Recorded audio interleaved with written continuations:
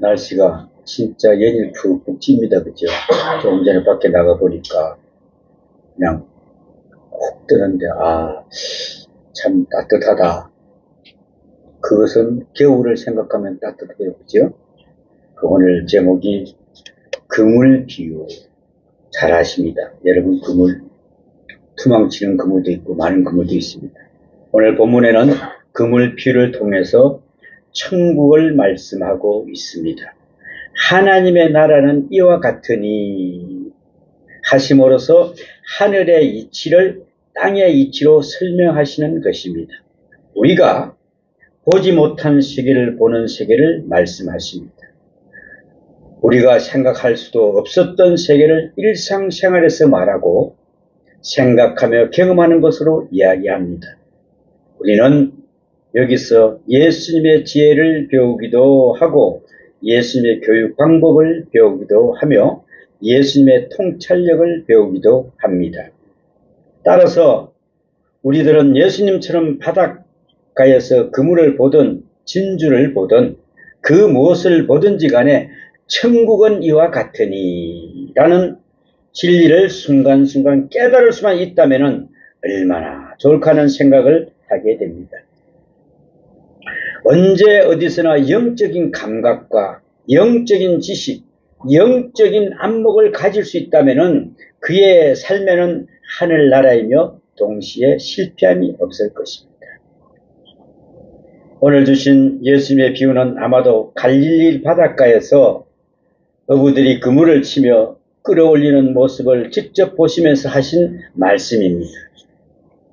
이는 예수님의 비유의 소재는 언제나 가장 평범하고 보편적이며 시각적이고 현대적이라는 점에서 더욱 그렇습니다. 여기 그물 비유는 갈릴리 바닷가에 사는 사람들에게는 너무로 일상적이고 당연한 이야기입니다. 그런데 이제 우리는 콘크리트만 보고 고속도로만 달리며 엘리베이터를 타고 오르락 내리락 하는 우리 세대들에게는 실감나지 않는 이야기입니다. 저도 얼마 전에 이 앞에 에스카레이터가 고장이 나서 보니까 이놈들은 왜 이렇게 자주 고장이 나노? 이러면서 내가 투덜투덜 해본 경우가 있어요. 그러니까 걸어 올라가는 자체, 우리가 걸음 거는 이 자체도 그냥 자동으로 기계가 왔다 갔다 해줘야지 우리가 손수하는 이 자체가 자꾸 점점 멀어진다는 것을 알 수가 있어요. 그러나 하나님이 만들어 놓으신 자연의 세계, 평범한 삶을 이야기를 모른다는 것은 자랑할 것이 하나도 못 됩니다. 하나도 못 됩니다. 예수님께서 말씀하신 천국 비유들은 하나같이 자연의 질서와 이치와 삶의 현장에서 일어나는 평범한 이야기들을 지금 현재 그것들을 이야기하고 있는 것입니다. 그래서 누구나 듣고 깨달을 수 있고 또 봄으로서 깨닫게 되는 소재였다 그랬습니다. 그때 당시에는 곧 교통이 단절된 시대에 있어서 깊은 산속에서 바닷가에서 그물 이야기는 통하지 않는 망상이죠. 생선을 어떻게 잡는다? 아니 그 사람들은 그 가재 잡는 이것뿐이 모르는데 바닷가에 가서 그물을 고기를 잡는다? 상상이 안 되는 이야기입니다. 망상의 이야기에 불과한 것입니다. 그러나 바닷가의 갈릴리 사람들에게는 그렇게도 실감나고 쉽게 전달되는 복음 전파의 방법입니다. 그래서 저도 바닷가에 살았기 때문에 이 말씀을 읽으면 실감이 납니다. 오늘은 어떤 생선이 많이 잡힐 것 같구나. 어떤 생선으로 우리는 오늘 또 이 밥 반찬을 할 수 있겠구나. 다 알 수가 있습니다. 그런데 거기 보면은 거기 보면 잔챙이를 잔챙이는 다 버려요. 쓸데없는 건 다 버리고 좋고 아주 잘생긴 놈은 다 골라서 놓고 또 먹을 때도 팔 때도 그걸 팔아야 되거든. 근데 오늘 지금 이 말씀을 보고 그랬구나. 천국의 비유가 어떤 것인가. 어려운 말을 한다고 유식한 것이 아닙니다. 남이 알아들을 수 없는 이야기는 설명을 하나만 한 것이죠. 그렇지 않습니까? 결국은 시간과 정력만 낭비되고 마는 것입니다. 예수님께서 그래 하였듯이 본래 유식한 사람은 다 통했기 때문에 쉽게 말한다고 합니다. 그래서 인기 있는 강사들은요, 강의는 대체로 쉽습니다. 아주 시원하게 들어옵니다. 그런데 쉬운 표현들을 통해 깊은 내용을 체계 있게 이야기하는 것을 보게 되거든요. 누구나 다 알아줄 수 있는 그런 이야기 속에 진리가 있고 인생의 이치가 있고 깊이가 있다는 것입니다. 그물의 비유는 가라지 비유와 유사한 점을 가지고 있습니다. 가라지 비유. 여러분 가라지 잘 아시죠? 처음부터 쓸모없는 가라지반은 추수 때까지 함께 자라게 두라. 추수 때까지. 이는 마지막 때에 알곡과 가라지를 구별하겠다는 이런 말씀입니다. 오늘의 그물 비유는 그 한 그물 속에 물고기를 물가로 끌어내어 좋은 물고기와 못된 물고기를 구별한다는 그런 것입니다. 이 두 비유는 모두가 다 종말론적 비유입니다. 알곡과 가라지, 좋은 물고기와 못된 물고기, 이렇게 구별되어진다는 점에서 이 두 비유는 같습니다. 그리고 또한 추수 때까지, 그때 그 때까지, 마지막 때까지 기다리다가 구별해야 된다. 마지막 때까지. 곧 마지막에 가서는 심판하겠다는 그런 내용입니다. 그러나 여기 한 가지 알아야 할 것은 가라지 비유는 가만두라. 때가 올 때까지 가만두라 그랬지만은 손을 쓰지 않아도 기다리기만 하면 자연적으로 뭐가 될 거예요? 가라지는 제 모습을 서서히 나타냅니다. 그런데 그물 비유는 가만히 기다리는 것이 아니라 끌어올리라 그럽니다. 끌어올리라.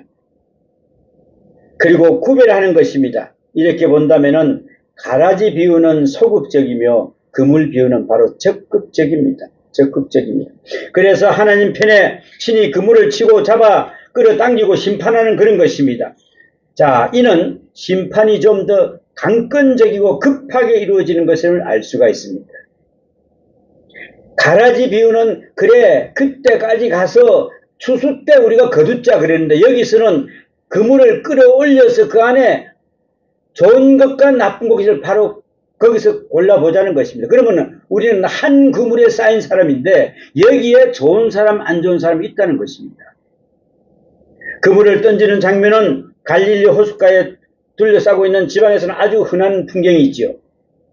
그런데 지금도 그곳에 가면은 잡은 물고기인 베드로 고기가 있다고 합니다. 그래서 관광 온 사람들에게 이 고기를 보여주고 팔기도 한다고 합니다. 또 그걸 베드로 고기를 잡아서 또 이 찌개를 해 먹으면 맛있다고 해서 상당히 인기가 있다고 합니다. 다음에 가서 한번 드셔보세요. 베드로 고기가 어떤 것인가. 우리가 일반적으로 물고기를 잡는 방법에는 낚시를 하는 것과 그물로 잡는 두 가지 방법이 있습니다. 그물로는 후레질이라고 하는데 이게 내가 바닷가에 살아서 좀 압니다. 큰 요즘에는 뭐 그때만 조그만 배겠지만은 배 두 척이 양쪽으로 그물을 싣고 그걸 갖다 쫙 하면서 이게 쫙 끌어 당기면은 할처럼 쫙 휘어집니다 이게. 그럼 거기서 쫙 끌어오는데 이제 이 모습을 보고 물고기들이 그냥 생선들이 똘똘똘똘 말려서 그 안으로 타 들어가요. 그래서 이걸 갖다 끌어올리게 되는데 아무튼 이렇게 잡은 물고기는 큰 것과 작은 것, 또 쓸모있는 것과 못 쓸 것을 가려내서 분리를 합니다. 예수님께서는 이러한 장면을 보시면서 마치 천국은 저와 같다 하시는 것을 보였습니다. 왜? 그 한 속의 물고기라도 좋은 것과 나쁜 것, 악한 것과 선한 것, 말 그대로 천국에 갈 것과 안 갈 것을 거기서 가린다는 것입니다. 지금 때가 왔습니다. 그물로는 또 그러면 우리는 여기서 생각할 것이 있습니다. 바닷속에는 여러 가지 물고기가 있지요.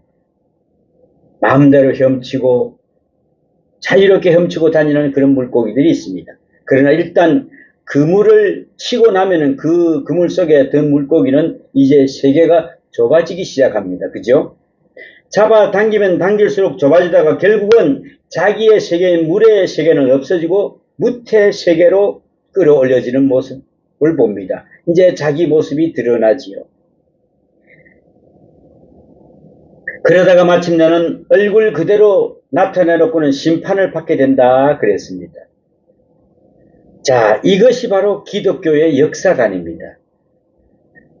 그러므로 악한 자는 점점 더 악해지고 선한 자는 점점 선해지며 구원 얻은 자는 하나님을 더 가까이 함으로써 하나님의 사람으로서의 성장하게 되고, 구원받지 못한 사람은 점점점 더 교만해지면서 극악해져서 사람의 눈으로도 마귀의 자식임을 식별할 수 있을 만큼 각자의 모습을 드러내게 된다는 것입니다. 따라서 심판은 분명하게 이루어진다는 사실입니다. 이를 기억하여 오늘 본문 말씀을 통해서 생각해야 할 중요한 몇 가지가 있습니다. 첫째는 던져진 그물을 던져졌다. 그로 인하여 갇혀진 세계가 된 그물의 세계는 그물을 던진 사람의 손에 들어와 있다는 것입니다. 그러면 일단 그물 속에 들어갔으면은 이제는 별 수 없이 꼼짝 못하는 신세가 됩니다. 그물이 찢어지지 않는 한 이제는 빠져나갈 길이 없습니다. 그러나 당분간은 그 안에서도 물고기는 마음대로 헤엄칠 수가 있습니다. 아직도 물 안에 있으니까. 그러나 세계는 한정되고 운명은 정해졌지만 그물이 잡아 당겨지고 끌어올려질 때까지는 성분대로 활동이 가능합니다. 그래서 그 속에는 악한 자는 악한 대로, 선한 자는 선한 대로, 또한 하나님의 백성은 하나님의 백성대로, 마귀의 자식은 마귀의 자식대로 그대로 섞여 들어간다는 그런 말씀입니다. 그물은 하나이지만은 그 그물 속에는 여러 종류의 물고기가 한꺼번에 걸려 있는 것입니다. 이러한 의미에서는 교회는 엄격하게 구분할 수 없는 성격의 것이며 구분하지 않는 가운데서 혼합성을 인정하기도 합니다. 우리는 교회가 성결하고 거룩한 곳이 되기를 바라면서 소원해야 됩니다. 그러나 교회는 우리의 판단대로 순결이나 거룩 아니면은 부정을 그렇게 쉽게 또 식별할 수 있는 것이 또 못 됩니다. 예수님이 12제자 중에서도 가룟 유다가 있었듯이 말입니다. 누가 가라지인지 누가 알곡인지 알 수가 없어요. 어떤 목사님께서 이야기하는 걸 들었습니다. 목회 과정에서 속을 썩이는 좋지 않은 분들이 있었습니다. 마음이 날 상해서 함께 이야기를 나눌 때가 들어 있었는데, 그런 경우는 저는 이런 말로 위로를 하다가 마지막에는 이런 이야기를 했습니다. 목사님, 예수님보다 목회를 더 잘할 것이라고 생각하지 마십시오. 어차피 12분의 1은 마귀가 아닙니까? 예수님께서는 12 가운데 하나님 마귀인 것을 알면서도 그대로 두고 제자로 삼아서 3년 동안 계속 목회를 하신 것입니다. 그렇다면은 몇백 명이 모인 교회든 몇천 명이 모인 교회든 몇십 명이 모인 교회든 간에 그 전체는 다 깨끗하면 참 좋겠지만은 그렇지 못하다고 해서 낙심할 필요는 없다 이 말입니다. 낙심할 필요는 없다. 그러나 교회는 거룩해야 됩니다. 또한 뿐만 아니라 거룩해야 할 곳입니다. 그러나 완전한 거룩한 곳이 또 아닙니다. 그러기에 예수님께서는 너희가 깨끗하나 다는 아니니라 라고 말씀합니다. 요한복음 13장 10절에 말씀하고 계십니다. 이는 물론 가룟 유다를 의식하신 말씀입니다. 교인은 거룩합니다. 그러나 다는 아닙니다. 이 점을 우리 마음에 두고 생각하지 않으면 우리는 상처를 입으며 실망하게 됩니다. 1980년대인가 90년대 기억이 정확히 안 나는데 그때 당시에 우리나라의 신문에 크게 대서특필된 사건이 있었습니다. 교회에서 살인사건이 일어났습니다. 목사님과 처남남매지간에 그 사건이 일어났습니다. 근데 그때 당시에 이 성도수들이 그냥 얼마나 우르르 많이 떨어졌던지 목사가 어떻게 총을 들고 말이야 쌀 수 있냐 이래 됐죠. 그래서 내가 그때 내가 아는 분들이 아니 교인들이 말이야 목사가 총을 들고 싸우고 이런 경우가 있냐 그래서 내가 그런 이야기를 했습니다. 참 훌륭한 목사님이시다. 왜? 세상에 목사도 저렇다는 거 우리가 목사를 보고 교회 나가면은 꼭 우리는 떨어집니다. 그러나 하나님 보고 나가셔야죠. 예수님 보고 나가셔야죠. 우리가 왜 사람을 보고 나가서 사람의 실망을 합니까? 우리는 예수 믿으러 갑니다. 예수 믿고 나가는 거죠. 그랬더니 뭐라고 하냐면은 교회 다니면서 말은 참 잘한다. 그때 당시에 엄청나게 많은 성도들이 떨어졌습니다. 왜 나왔을까요? 교회가 학문적으로 교회가 사상교육시키는 데입니까? 아닙니다. 교회는 예수 그리스도의 말씀을 전해주는 것이 바로 교회입니다. 이스라엘 백성이 출애굽할 때에 그 무리 중에 사실은 똑똑한 애굽 사람들이 참 많이 끼어 있었다고 합니다. 그것이 다름 아닌 그 어떤 족속이었을까요? 고라의 무리였습니다. 이들은 조금만 어려우면은 고통스러운 일이 생기면은 그 본색을 바로 드러냅니다. 소위 반란을 일으키는 것입니다. 이렇게 보면은 이 하나님의 은혜가 임하고 있는 현실 속에서도 이 은혜를 역이용하여서 그 은혜를 가로채려는 악의 무리들이 있기 마련이라는 것이죠. 이런 연유에서 사랑할 때 사랑의 위선자가 생기고 귀한 것일수록 가짜의 기술이 더 뛰어난다는 것입니다. 이러나 저러나 우리의 판단으로는 그 진부를 가릴 수가 없습니다. 그것은 하나님만의 영역입니다. 하나님만이 아시기 때문에 그렇습니다.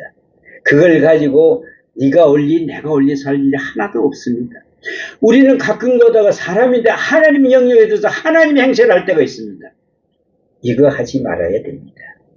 이 진리를 우리의 생활 속에서 옮겨 지나치게 구별하는 의식을 가지지 않도록 해야 합니다. 그러므로 교회가 성장하려면 지나치게 자유스러워도 안 되고 너무 보수적이어도 안 된다는 그런 것입니다.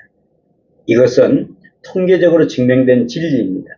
세월은 바뀌는데 이것도 안 되면 저것도 안 된다고. 또 어떨 때는 옷의 스타일이 이렇고 저렇고 머리 스타일이 그렇고 별석을 가지고 이야기를 다 합니다. 아 저분은 너무 핫팬츠를 입고 나가니 별소리도 다 합니다. 그거 우리 따질 필요 없어요. 교회의 문은 좁히고 문턱은 높이기 시작하면은 교회의 성장은 물론 복음을 들을 기회마저 뺏는 결과가 되고 만나는 것입니다. 그래서 학자 오리겐은 교회는 영혼의 병원이라고 말씀하고 있습니다. 사실 그렇습니다. 교회는 스스로 치유할 수 없는 영혼의 불치병 환자들이 모인 곳이니 병원이면은 틀림없습니다. 너나 할 것 없이 치유해야 할 사람이 구원받아야 할 죄인들의 모임이 바로 교회가 아니겠습니까? 따라서 이런저런 사람이 있을 것이며 그것은 당연한 현상으로 받아들여야 된다는 것입니다. 그러므로 혹시 어떤 사람이나 사건으로 인해서 마음 상해할 일이 있다고 하면은 쉽게 낙심해서는 안 된다는 것입니다. 사람이니까 실수할 수 있죠. 우리가 실수가 없으면 어떻게 되겠습니까? 그런데 이 실수를 못 참습니다. 그래서 예수님께서 뭐라고 이야기했습니까? 네 눈에 들보는 안 보고 남의 눈에 티는 네가 보고 앉았구나. 자기 잘못되고 자기 못된 거 생각 전혀 안 보고 남이 잘못된 건 지적하고 있습니다. 야 그거 잘못됐다. 이거 하지 말라는 겁니다. 이거 하지 말라는. 그래서 우리는 교회란 본래 자유로우면서도 안 되지만은 또 너무 자유스러워도 안 됩니다. 그런 점에서 한국 초대 교회는 참으로 잘한 몇 가지가 있습니다. 뭘까요? 술 먹지 못한 게 한 거. 그 다음에 담배 금지한 거 참 잘했죠. 그런데 이것은 더욱 잘한 것이지만은 우상숭배는 절대 안 된다고 말한 것이 정말 잘한 것입니다. 아예 교회에 처음 나올 때부터 우상숭배는 완전히 끊어버리고 나오게 했다는 것입니다. 이것이 한국 교회를 성장하는 데 큰 도움이 됐다는 것입니다. 그렇지 않고는 만약에 우상 숭배를 허락했다면 어떻게 되겠습니까? 오전에는 교회에 왔다가 오후에는 절간에 가는 그런 것이 되고 말았을 겁니다. 그런데 태국 교회가 이런 풍토가 있었습니다. 기가 찬 이야기죠. 오전에는 교회 갔다가 오후에는 저기 절에 가서 불당을 여고 앉았어. 뿐만 아니라 교회 자체가 오염되고 이질화되어 본래의 모습을 상실하고 말게 된다는 것입니다. 그러므로 사람들이 거룩함과 속됨의 문제를 이야기한다는 것이 얼마나 어려운 일인지 모릅니다. 더구나 편중되지 않는 길을 택한다는 것은 진리를 저울에 달겠다는 어려움과 다를 바가 뭐가 있겠습니까? 그러나 아무튼 교회 문은 너무 넓어도 안 되지만은 또 높고 좁아서도 안 된다는 것을 우리는 알아야 합니다. 이것은 우리의 신앙생활 전부가 거룩함에 이르는 하나의 가정에서 불과하기 때문에 그렇습니다. 이것은 우리의 신앙생활 전부, 또 우리의 모든 것은 다 부족하지만 그대로 나와야 한다는 것은 나오는 것 자체가 중요하기 때문에 그렇습니다. 나옴으로써 거룩을 배우게 되고 나옴으로써 거룩을 닮아가게 된다는 것입니다. 그래서 교회에 나오라는 것입니다. 어쨌든 구별 말고 다 모아서 모든 사람에게 믿을 수 있는 기회를 줘야 한다는 것이 바로 교회입니다. 마태복음 22장에 보면은 왕의 아들을 위한 혼인 잔치 비유가 있습니다.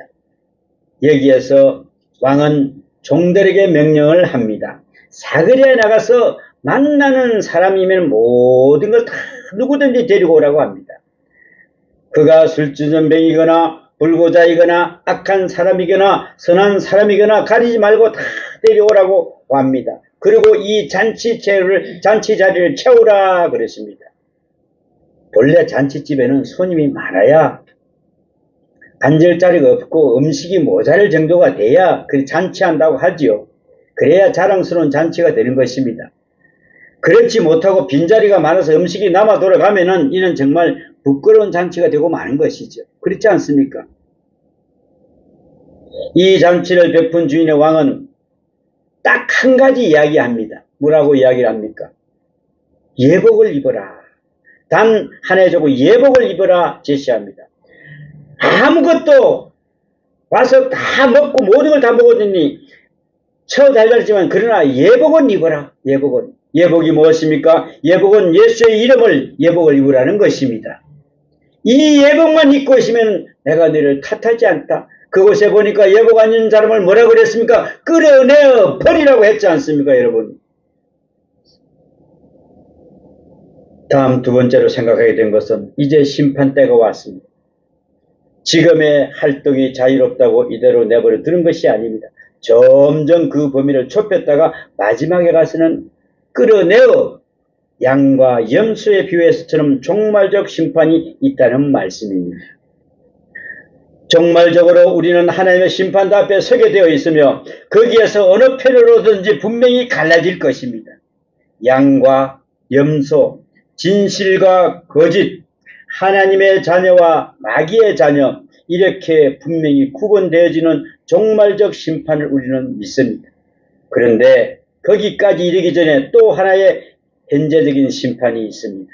그것은 바로 환난을 당하게 될 때에 악한 자는 반드시 제 모습을 드러낸다는 것입니다.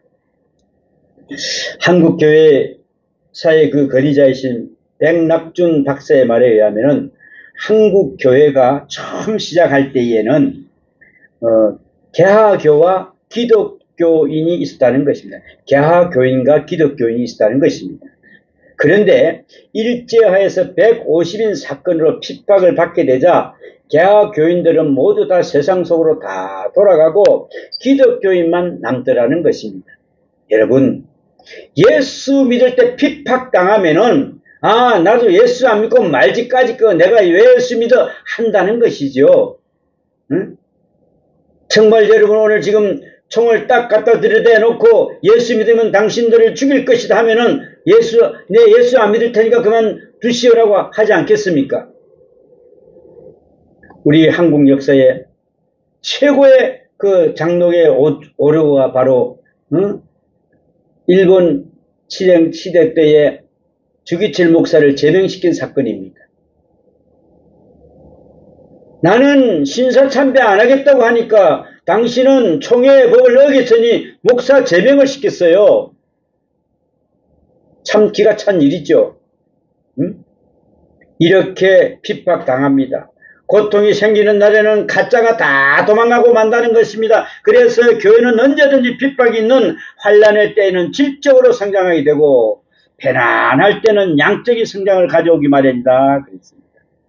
그러므로 양적으로 급성장할 때는 반드시 질적인 결함이 따르게 돼 있다. 그랬습니다. 질적인 결함이. 그러나 한 가지 알아야 할 것은 종교 자체가 바꾸어지지는 않는다는 것입니다. 여기에 양과 염소가 될 수 없듯이 염소 또한 양이 될 수 없다는 이치와 같다는 것입니다. 따라서 좋은 물고기는 어디까지나 좋은 물고기요, 나쁜 물고기는 어디까지나 나쁜 물고기인 것입니다. 다만 본색을 드러내지 않고 있을 뿐인데 언젠가는 반드시 드러내고야 만다는 것입니다. 여러분, 우리는 좋은 물고기입니까? 나쁜 물고기입니까? 다 좋은 물고기가 되시기를 축원합니다. 네. 프랜시스 베이컨이 한 말 가운데서 이런 말이 있습니다. 악한 사람을 교육한다는 것은 약삭빠른 악마를 생산하는 것이다. 악한 사람을 교육한다는 것은 정말 재미있는 이야기가 있습니다. 사실 워낙 종자가 잘못된 것은 가르쳐 봐야 별 도리가 없다 그랬습니다. 종자가 좋아야 됩니다. 오히려 점점 더 약삭빠른 악마를 만드는 것밖에 안 된다는 것입니다. 아무래도 그 뿌리, 그 종자는 변하지 않는다는 것이 이야기입니다. 따라서 심판을 받을 때는 이것이니 그 종류대로, 그 뿌리대로, 그 원천대로 받게 될 것이다 그랬습니다. 이제 본문의 세 번째로 생각할 것은 나쁜 고기 중에서 좋은 고기를 골라내는 것이 아니라 좋은 고기 중에서 나쁜 고기를 골라낸다는 것입니다. 이것은 뜻하지 않은 악인이 의인의 기업에 함께 참여하지 못하게 하고 의인 속에서 악인을 강제로 끌어내어 지옥에 던져진다는 이야기입니다. 다시 말하면 악한 자의 위선을 벗기겠다는 그런 것입니다. 악한 자가 선한 자처럼 불의한 자가 의인인 것처럼 이리가 양의 가죽을 입고 아무리 숨어봐도 그 결정적인 심판의 때에는 가서는 제 모습을 그대로 나타낼 수밖에 없는 것입니다. 심판은 관건적입니다. 그래서 의인의 기업에 악인이 함께 참여하지 못하도록 옮겨놓는다는 것입니다. 그런데 그 옮겨지는 장소, 버려지는 곳은 풀무불 그랬습니다. 풀무불, 곧 지옥이라는 말입니다. 지옥의 별명이 풀무불입니다. 이스라엘 사람들은 지옥을 마치 쇠붙이를 불 속에 넣어 태우는 것처럼 뜨거운 불로 모사하는 기본적인 그 관념을 가지고 있습니다. 그런데 또 한 가지 장면은 지옥에서 어떻게 할까요? 우리가? 지옥 간 사람들은 안 가봐서 모르죠. 지옥 가면은 울며 이를 갈미 있으리라. 울며 이를 간대요. 따라서 지옥은 우는 곳입니다. 슬픈 일도 많고 후회함도 많습니다. 답답한 일, 원통한 일이 쌓이고 쌓였으니 울지 않을 수가 없는 곳이 바로 눈물의 곳입니다. 이것이 바로 지옥입니다. 게다가 이를 갈미 있으리라는 것입니다. 이는 알고 보면 대단히 재미있는 말입니다. 이를 간다는 것은 원망한다는 것인데 맞죠? 원망을 하면 이빨이 뽀득뽀득 갈린다 그랬죠? 응? 그런데 밀턴의 그 신라간에서 보면 이런 아주 재미있는 장면이 나옵니다. 지옥에 간 영혼들이 뜨거운 불구덩이 속에서 고통스러워하며 지내는데 거기에는 마귀와 사탄도 함께 있습니다. 그런데 그 중에 한 사람이 너무 고통스러우니까 슬피 울면서 나 이럴 줄 알았으면 나도 예수 믿을 거 하면서 막 자꾸 웁니다. 그러니까 듣고 있던 마귀의 계수인 사탄이 무엇이라고 호령을 하느냐 하면은 이렇게 이야기합니다. 이놈아, 울지 말아라. 이를 갈아라. 이를 갈아. 어? 내가 눈물을 흘리면 하나님이 기뻐한단다 라면서 호통을 치는 것입니다. 이 얼마나 놀라운 상상력입니까, 여러분? 지옥이란 후에 눈물도 참회의 눈물도 없는 곳입니다. 그곳은 이를테면 이를 갈며 원망하는 곳입니다. 환과 원망과 중어로 마음에 부글부글 끓이면서 이를 가는 곳이 바로 지옥이라는 것입니다. 여러분, 우리는 예수를 믿음과 동시에 이 모든 걸 다 버린 것입니다. 그래서 뭐라고요? 내 원수까지라도 사랑했는데 어떻게 이빨이 갈리겠습니까? 아마 그 사람들은 이빨이 다 닳아서 없어졌을 거예요. 지옥에서 하도 갈았어. 그죠? 영국이 2차 대전 말기에 폭격을 당하게 되었을 때 불타버린 한 장소에서 어느 교인과 목사님이 계셨습니다. 그래서 교인이 목사님에게 그럽니다. 목사님, 이곳이 정말 지옥 같습니다. 그럴까요? 그랬더니 목사님은 껄껄 웃으시면서 고생은 되지만 이곳은 그래도 지옥이 아니요. 왜냐하면은 여기에 예수 믿는 사람이 있지 않소. 우리 예수 믿는 사람이 있으면 어디가 거기서 천국이 될 수 있습니다, 여러분. 예수 하면 그곳이 바로 지옥입니다. 지옥에는 예수 믿는 사람이 없거든요. 했다는 것입니다. 아무리 고생스러워도 그리스도인이고 믿음이 있으며 복음이 있는 곳이라면 그곳은 바로 지옥이 아닙니다. 그러므로 공연히 지옥 갔다느니 아니면은 지옥 간다는 이야기를 너무 쉽게 해서는 안 됩니다. 지옥은 우는 곳이요 이를 가는 곳입니다. 예수님께서 말씀하셨습니다. 지옥은 그런 곳이다. 그물과 같은 천국, 그 천국은 심판적 요소를 가지고 있습니다. 그러므로 많은 말씀 또한 심판적 요소를 지니고 있습니다. 말씀이 선포될 때 드리는 자가 있는가 하면은 받아들이지 않는 자가 있습니다. 아멘으로 받고 믿고 감사하며 받아 감격하는 사람이 있는가 하면은 의심하고 비방하며 다른 사람을 위한 말씀으로 돌리는 사람도 있을 것입니다. 어떠한 반응을 일으키든지 그 선택은 자유입니다. 그러나 분명한 것은 환난과 핍박이 오면 그 본체를 드러내야 될 것이고 마지막 주님이 심판하실 때에 가서는 알곡과 쭉정이 좋은 고기와 나쁜 고기로 숨김없이 다 드러내야 밝혀진다는 것입니다. 자기의 실제를 그대로 드러낼 수밖에 없는 그 상황, 그 피할 수 없는 심판의 날에 우리에게 다가온다는 것입니다. 그러므로 아직도 우리에게 주어진 기회가 남아있을 때에 그 정하신 시간을 다하기 전에 우리는 하나님의 사람으로 온전하게 세워져서 어느 때에 주님께서 그물을 잡아 당기더라도 좋은 것을 원하시는 주님 앞에 좋은 물고기로 좋은 하나님의 자녀로 거듭나시기를 축원합니다. 하나님은 이걸 기다리고 있습니다. 너희들이 좋은 곡이냐 나쁜 곡이냐. 오늘 우리는 주님 말씀 안에서 바로 서기를 원합니다. 주님, 제가 여기 섰습니다. 저는 주님 말씀 앞에서 서겠습니다라고 고백하시길 바랍니다. 그때 주님께서 여러분을 꼭 안아주실 겁니다. 그래, 내 딸아, 그래, 내 아들아, 내가 너를 기다렸단다. 오늘도 그와 같은 삶의 살기를 축원합니다. 기도합니다. 아버지 하나님, 감사합니다. 이제 마지막 때 주님이 심판하실 때에 알곡과 쭉정이 좋은 고기와 나쁜 고기로 숨김없이 다 드러내게 된다고 하였습니다. 주님, 오늘도 주님 손에 끌리기를 원합니다. 나 주에 믿지 않는 자들도 있습니다.